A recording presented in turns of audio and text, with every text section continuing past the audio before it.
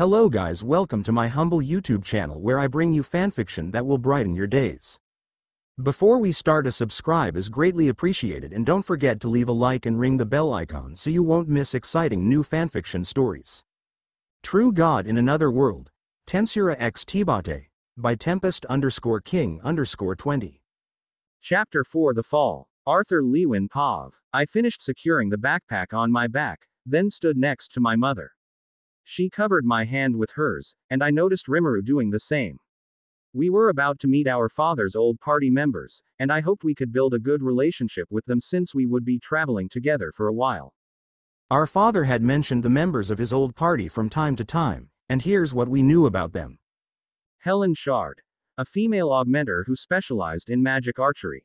Adam Crench, a male augmenter who wielded a spear as his main weapon. Jasmine Flamesworth, a female augmenter who excelled in speed and fought with dual daggers. Angela Rose, a talented female conjurer who specializes in wind magic. Durden Walker, male conjurer, specializing in earth magic. When we arrived at the hostel where the group was staying, I spotted them gathered in front of the building, already in the midst of preparations to leave. Guys, I want you to meet our sons, Arthur and Rimuru. Come on, introduce yourselves, our father exclaimed with a warm smile, embracing his former party members. I gave a small, respectful bow while looking up at them. Hey there. It's great to finally meet you all. My dad has spoken highly of his time with the Twin Horns, so we're really grateful to be joining you on this journey to Xyrus. Rimuru chimed in with a friendly grin. Hi everyone, I'm Rimuru, and it's a pleasure to meet all of you. We're super excited to be part of this adventure to Xyrus. Ha ha ha. What's this? Such polite youngsters. Are you sure they're your sons, Ray? Teased Adam, the spear wielder. He had fiery red hair tied up in a loose ponytail, giving off a bit of a wild, carefree vibe. His eyes were bright and constantly twinkling with mischief. And of course, I couldn't miss the distinctive scar that stretched across his nose and cheeks. Before I could respond, I suddenly found myself being scooped up in a tight bear hug. Ah, isn't he just the cutest thing? You should be glad he didn't inherit your looks, Reynolds, she exclaimed, her voice tinged with amusement. Peeling my face away from what felt like a memory foam death trap before she suffocated me in those gigantic breasts, I took a good look at the woman who was trying to kill me. Boy, was she pretty. I mean, while not as pretty as my mother, she gave off the whole royal princess vibe with her long blonde hair that came to a curl at the ends and radiant green eyes that drooped slightly. Just as my hands were about to give out and my face about to enter the twin abyssal hills, a strong pair of hands grabbed me by the knapsack strapped to my back, whisking me away from the well-endowed woman.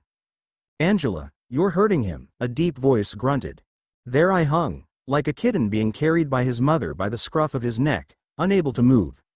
My eyes stayed fixedly on the giant. Easily passing 2 meters in height with a staff strapped to his back, the giant carefully lowered me back onto the ground and tidied my clothes gently. How genteel. I imaged riding on his shoulders like a mighty steed the whole way. I looked up at him, my eyes getting bigger as I pondered. He had very narrow eyes and eyebrows that slanted down, giving him an almost innocent face, compared to his enormous body that stretched past 2 meters. The short, scruffy black hair on his head completed the shaggy dog image on him. Dusting my clothes off, I turned to face the woman that looked slightly younger than everyone else. Straight black hair that was half tied at the back with a ribbon complementing her red, half-open eyes and curt-looking lips, making her seem very brusque. She slightly nods and then turns away. Rimuru leaned in and whispered to me, wow, she's a woman of few words. Kind of mysterious, don't you think? Rimuru whispered to me and I nodded in agreement. That moment was when we met the last of the 5 members of that group. We saw a woman approaching our hair. I looked at her body, and I could very well see that we can do anything if we believe vibe that emanated from her smile. I noticed her shield. It looked very light as her arch in her back. I almost thought she was a dwarf in some features, but her ears disproved me. After we finished our introduction, Rimuru and I hopped onto the back of the carriage and took the seats in the far back. Apparently we both refrained from testing our abilities for fear of giving our parents a heart attack. However, the act of channeling mana from my core became more and more natural with each passing day. After our party finished loading in all of our travel necessities into the 2 carriages we were taking, we strapped in what I thought would be horses. It turned out, this world had domesticated mana beasts called skitters for transportation. These giant lizards, with spikes across their backs and powerful claws, were D-class monsters that were a lot more efficient to use, albeit more expensive, than horses when traveling mountain terrain. Let the journey begin. The sun was gradually lowering behind the distant mountain range, casting elongated shadows that stretched across the dusty path we were walking on. With every step we took, the mountains seemed to grow larger and more imposing than they had when we started our journey that morning. As we drew nearer to them, I was struck by their sheer size. I wondered how big the Grand Mountain Range would be when we reached the foot. Needless to say, I was excited to get out of the tiny outpost that was my hometown, Ashbur. Eventually, we stopped walking, settling on a small cluster of boulders that offered some protection from the wind to set up camp for the night. Scanning the area, I noticed a significant amount of scrap wood left over from fallen branches that we could use to fuel our campfire. One of the things I disliked the most about this new body was how much sleep it required. Despite having slept for most of the way, I still felt a bit drowsy after being awake for only a few hours. As we pitched the tents and gathered wood for the fire, my parents struck up a conversation with our traveling companions, the twin horns. They reminisced about old times, recounting stories of when Helen sat between Rimuru and me. I heard your father say that 2 of you are genius magicians. Is it true that you 2 have already woken up? Helen asked. I wasn't quite sure how to respond to that, but Rimuru remained silent, causing me to answer truthfully. She began to ask how it felt when we woke up and what color our mana core was. By this time, curious ears perked up as Adam asked, Reynolds, do you mind if I test the youngsters? If I could have interjected, I might have said something along the lines of, maybe mock fighting with someone my age isn't a great idea since a normal 3-year-old's greatest accomplishments at this point would be successfully going up and down stairs with alternating feet, walking in a circle, and if he was really coordinated, balancing on 1 foot for several seconds, but I guess these thoughts had never occurred to anyone here. Both my father and mother seemed at least a bit hesitant at first, but trusting their old comrade, my father just replied, all right, but be careful. I haven't had the chance to teach them how to properly fight yet. We've just been doing light strength and mana exercises, till now. Adam stood up from his makeshift log seat and looked around, picking up a short stick that he seemed satisfied with. Come here, kid. Let's see what you're made of. I couldn't understand if he was trying to stroke the egos of the boys who seemed inflated, because he had heard we were geniuses. Or if he really wants to see how strong we are. But from the way he looked us up and down, even from our height, I felt like I was the first choice. I retrieved the wooden sword that my parents had given me as a present and walked to the edge of the camp where Adam was waiting in a small clearing. You know how to reinforce your weapon, right, genius? He asked, emphasizing the last word. By this time, my father already sensed that Adam was just trying to put on a show of dominance into his little boy, but he just watched, knowing he wouldn't hurt me too much. Many thanks, dear father. My mother, on the other hand, seemed more anxious, frequently glancing back and forth between me, Adam, and my father, holding onto my father's sleeve for support. At least mother was there to heal me if I sustained any damage. I focused my gaze on Adam, who stood just around 5 meters away from me. Images of my past life, dueling other kings with my country and loved ones at stake, popped up into my head. Many years of intense training and countless battles flashed in my memory, as I prepared to face my new opponent. My eyes narrowed, restricting my vision to only the man in front of me. He was the opponent now. Filling mana into my legs, I dashed forward toward Adam, both hands tightly gripped around the wooden sword at my side. Time seemed to slow as I moved towards him, muscles tensed and ready to strike. Adam's smug expression was still plastered on his face as he prepared to block my horizontal swing, but I had a special footwork in mind that I developed in my old world. I feinted, and in a split second, I was a foot diagonally to his right. Damn it. My new, 40-pound, 110 centimeters body felt bulky and awkward compared to the one I had in my past life, and I hadn't executed the skill as perfectly as I would have liked. But, as luck would have it, Adam had already prepared to block a swing from the other direction, leaving his right side open and vulnerable. His smug expression quickly turned to surprise as he realized what was about to happen. Swinging my wooden sword towards his exposed ribcage, I reinforced it with mana at the last moment to conserve my energy. I knew I was at a disadvantage against a veteran like Adam. The look of surprise on Adam lasted a split second before he pivoted his right foot with almost inhuman speed. I squatted in time to dodge his upward swing and switched my stance from a thrust to a spinning swipe and landed a blow on his left ankle using all my momentum. His ankle gave out at that moment, throwing Adam off balance. Or so I thought. Adam did a full split, followed by a roundhouse sweep with his legs as soon as he hit the ground.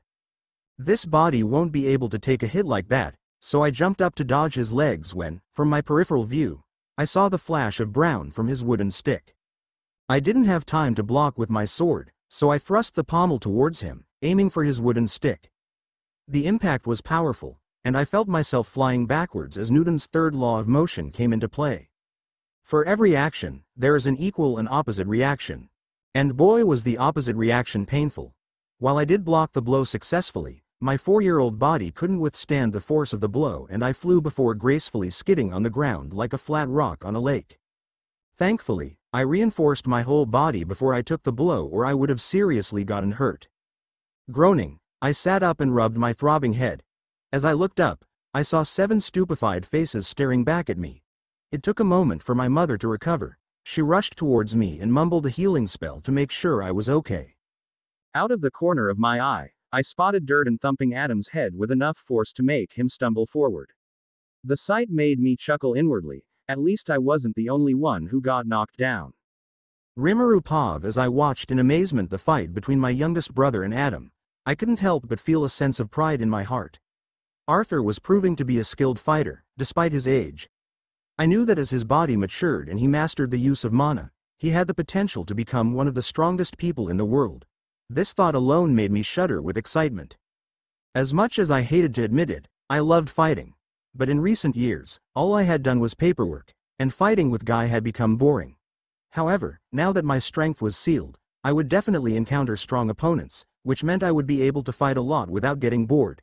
And standing in front of me was someone with immense talent, who had the potential to be one of the top fighters in the future. Of course, I was excited to fight him.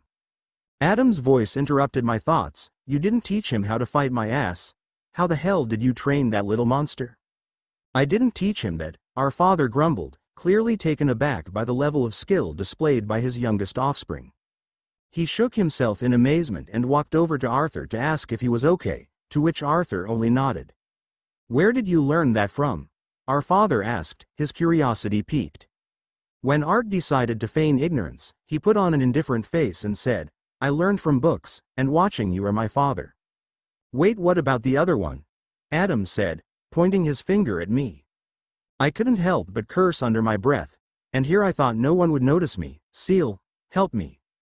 Ciel's voice chimed in. Less than master should only pretend to be tired. Greater than. Less than him. I think that's a good idea. As expected of my little manas. Greater than, I thought while pretending to yawn and rub my eyes.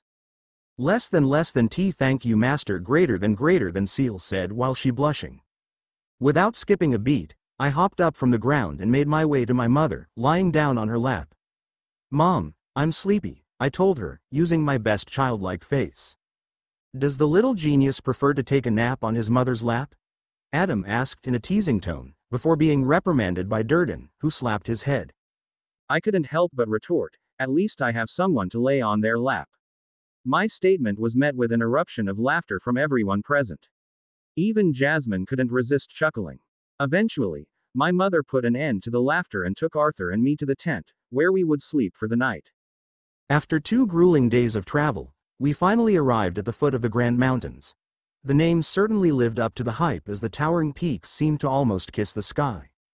Along the way, Helen only manages to shed her pride and ask Arthur for some explanation about the deceitful move. He slowly went over it, showing the timing of the interval between the last right foot and the left foot and how to properly balance your mana output on both feet so you can go the way you aim. All the while, I could see the other 3 goons, ears grow bigger as they tried to absorb the information he gave them, nodding their heads while taking mental notes. Jasmine seemed to be a natural at the maneuver, displaying precision and skill with each execution. Though she typically came across as cold and aloof, Her talent spoke volumes about her capabilities. The next step of the journey was ascending up the mountains. Luckily, there was a path around 2 carriages wide that circled around the mountain, eventually leading to the teleportation gate at the top. The front carriage included Durden, holding the reins in the front, with father besides him to keep him company. This carriage held most of our luggage. Helen was currently seated on the top of the second carriage, the one I was riding in, scouting for any abnormalities. Angela sat in the back carriage with Art and our mom and me, while Adam walked behind us, keeping guard. While Jasmine steered the carriage, I kept noticing how she turned her head back and stared at me, almost making JE sounds. Every time I met her gaze, she quickly turned her head back to the front. Is she 5? Speaking of age, I and Art turned 4 on the first leg of our journey to the foot of the Grand Mountains. I don't know when Mother prepared a cake, or where she even put it, or if it's even edible, but I didn't complain, put on a big smile, and thanked her and everyone else. While everyone gave me a hug or a pat on the back, Jasmine surprised us then when she handed us a short knife, simply declaring, "Present." It was all good, or so I thought. "Bandits! Prepare to engage." Helen's sharp voice pierced through the air, full of annoyance and frustration. Angela moved quickly to take action. "Surrender, wind, and follow my will. I come in you and gather you in protection. Wind barrier." Her words were like a chant, and as she flicked her wrist, a powerful wind began to swirl around us, forming a cyclonic shield. I watched as the bandits' arrows were deflected away from us, unable to penetrate through the barrier. Our mother pulled me and Art closer to her, using her own body to shield us from any stray arrows that might get through. But her efforts were ultimately unnecessary, as the barrier held strong against the bandits' attack. As the tarp covering our cart was ripped apart, I got a clear view of our dire situation. We were completely surrounded by at least 30 bandits, armed with swords, spears, and other deadly weapons. There was no escape, with our path forward and retreat both blocked by the menacing bandits. To make matters worse, there were archers positioned on a cliff to our right, arrows at the ready, while only the steep edge of the mountain with looming mist loomed to our left. I surveyed our party, relieved to see my father, Jasmine and Durden unharmed. But my relief turned to concern when I saw the arrow sticking out of Helen's right calf. She had lost color in her face, but was still standing strong. It was then that a bald man with multiple scars and the body of a bear approached, wielding a giant battle axe. "Look what we have here. Hunt the boys well. Just leave the girls and children alive. Try not to scare them too much. Damaged goods will only sell for less," he said, his smirk revealing a mouth nearly devoid of teeth. My body temperature rose, as my blood boiled at the insult, and I felt a surge of anger bubble within me. How dare they call us damaged goods? I could feel the mana and ether vibrating around me, as if reacting to my emotions, ready to obey my commands to eliminate those who had dared to threaten us. Suddenly, CL's voice cut through my thoughts. Less than master, calm down, before anyone is influenced with your killing intent." Greater than her words brought me back to my senses, and I forced myself to calm down. Less than thanks Seal, greater than I thought, grateful for her timely intervention. My father's sharp shout interrupted my thoughts. There are only 4 mages and none of them seem to be conjurers. The rest are normal warriors. Faint mana fluctuations around a person's body made mages distinguishable compared to normal humans, only apparent if studied closely. As for whether they were an augmenter or conjurer, making an inference based on physical structure and the weapon they were holding gave me a pretty solid idea. I could visibly see how quickly my father reverted back to his former adventurer days when he had once led the Twin Horns, as his expression held the wisdom that could only come from experience. He donned his gauntlets, shouting, "Safeguard formation." Adam quickly arrived behind us as he faced the back of the road, spear pointed, while Jasmine and Helen came to our left with both of their weapons unsheathed, facing ahead. My father and Durden faced the mountainside, positioning themselves to protect us from the archers overhead. Meanwhile, Angela maintained her position, preparing another spell as she kept her wind barrier active. "Gather and guard my allies, O benevolent earth. Do not let them be harmed," Durden chanted, casting an earth wall spell which made the ground rumble as a 4-meter earthen wall transmuted up from the ground in front of him. Using that moment, my father burst forward, raising his gauntlets in a guard position against the arrows towards the enemy archers. Moments later, Angela finished her spell and unleashed a powerful torrent of wind blades, aimed at the front and back of the path. Adam and Jasmine quickly shadowed behind the wind spell, arriving in front of our distraught enemies who were covering their vitals against the flurry of blades. Helen remained, arrow nocked and bow drawn, imbuing the tip with mana that shone in a faint blue light. It didn't take a genius to realize that this formation was ideal for protecting valuable goods or people, with 2 layers of protection from the conjurers and an archer mage ready to snipe anyone who managed to cross the assaults of Adam, Jasmine, and my father into the defense line. It was a standard, yet well-thought-out formation. "Warrior coming your way, Helen," Adam shouted as he dodged the swing of a mace, delivering a precise swipe to the jugular of the unfortunate bandit. His eyes widened as he dropped his weapon, desperately trying to seal the fatal wound with his trembling hands as blood spurted out through the gaps between his fingers. Mother was holding Art and me firmly in her bosom as she tried to shield our eyes from the scenes of gore happening around us. Fortunately for us, she wasn't looking down at us, so she didn't realize that we could see fairly clearly. Meanwhile, a scruff, middle-aged man wielding a machete lunged towards Angela, hoping to disrupt the spell. Although the wind blade spell didn't seem all too powerful, it provided a painful distraction that was keeping us on equal footing, despite our lack in numbers. I tried to free myself to block the man before he got in range to attack Angela, but before I could pull myself away from my mother, it was already over. The fierce sound of the show came only after the arrow had done its job. Helen's shot had carried a force powerful enough to pierce through the armored chest of the machete-wielding bandit and lift him up and back a half-dozen meters, nailing him into the ground. I took a brief moment to take a mental note. Wise men ought not to piss off Helen. Helen's eyes narrowed as she nocked and drew another arrow. Focusing, I could faintly see the mana gathering into her right eye as she shut her left. Soon, another reinforced arrow streaked through, followed by a sharp hiss, ignoring all opposing air resistance as it closed in on another enemy fighter. This man vaguely resembled a smaller Durden, except more muscular and more angular of a face.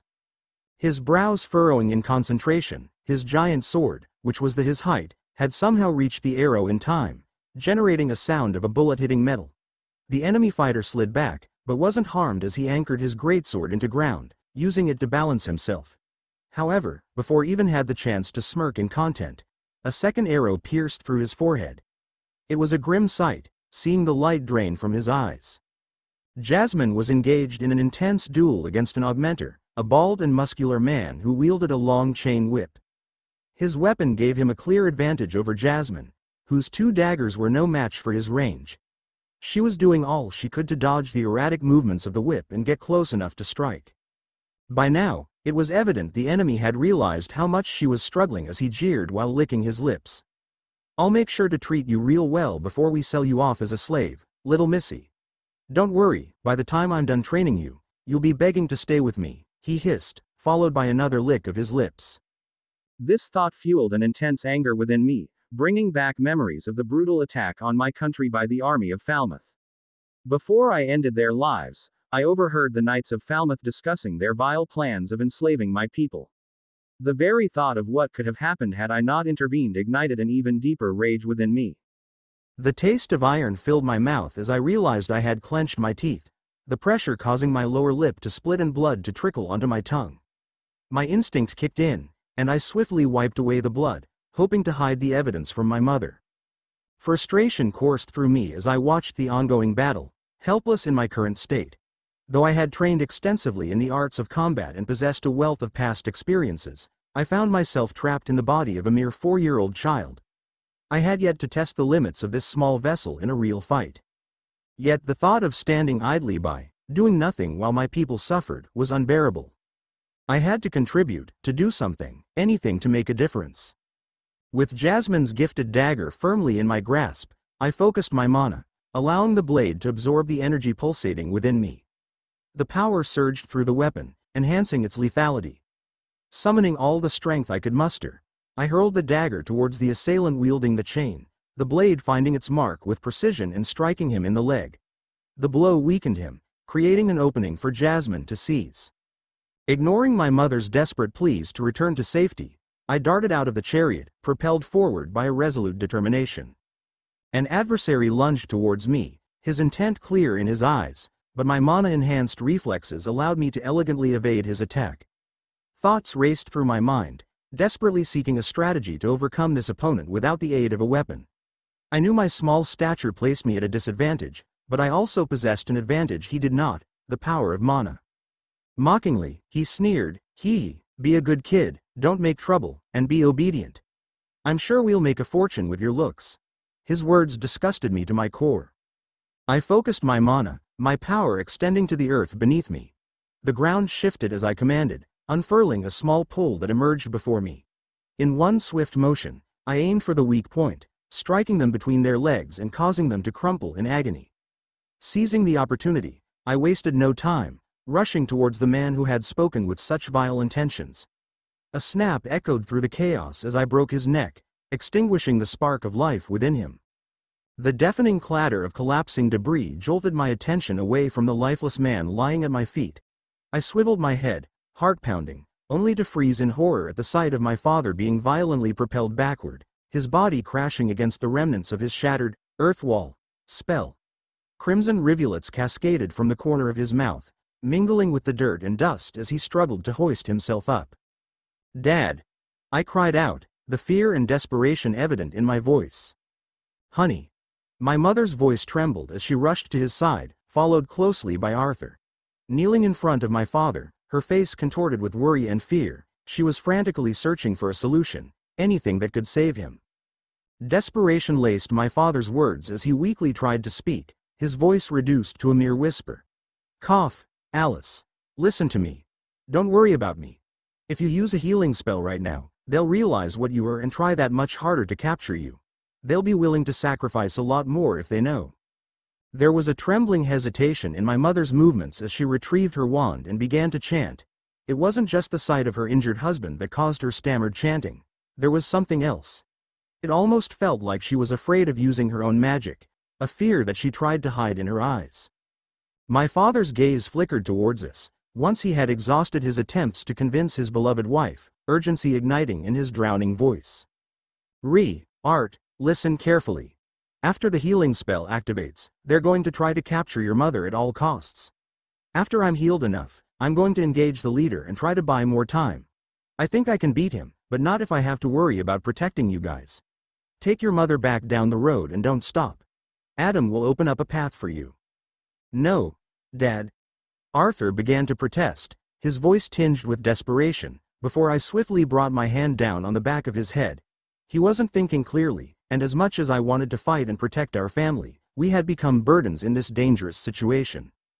"Art, be quiet, shut up, and listen," I told him softly and firmly, which seemed to stop him again. "Thank you, I know you have the strength to fight, and that's why I entrust your mother's safety to you.